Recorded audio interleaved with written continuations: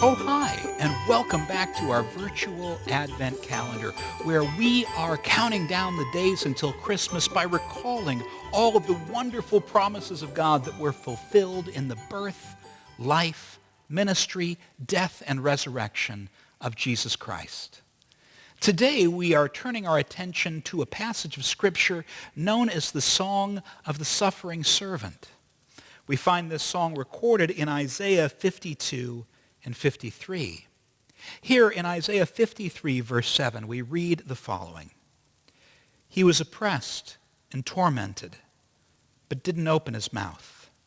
Like a lamb being brought to slaughter, like a ewe silent before her shearers, he didn't open his mouth. Isaiah 53 contains numerous references to the crucifixion of Christ.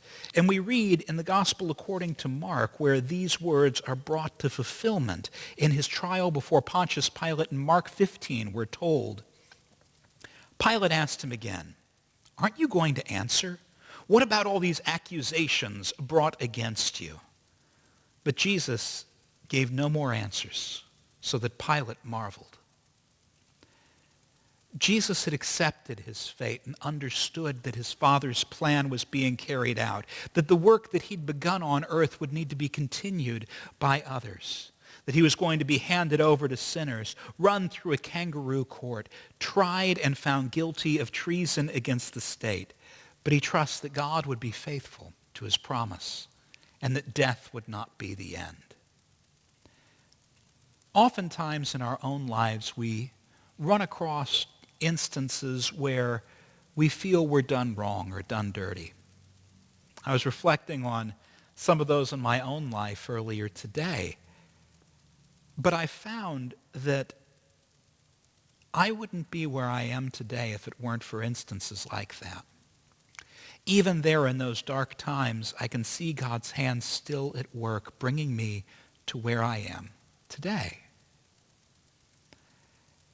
It's my hope that you too can draw confidence even during the bleak moments, even during the dark times when the system seems rigged against us, when all of the events of our life seem to be spinning out of control, that though they may be out of our hands, they still rest in the palm of the God who holds the whole world in his hands.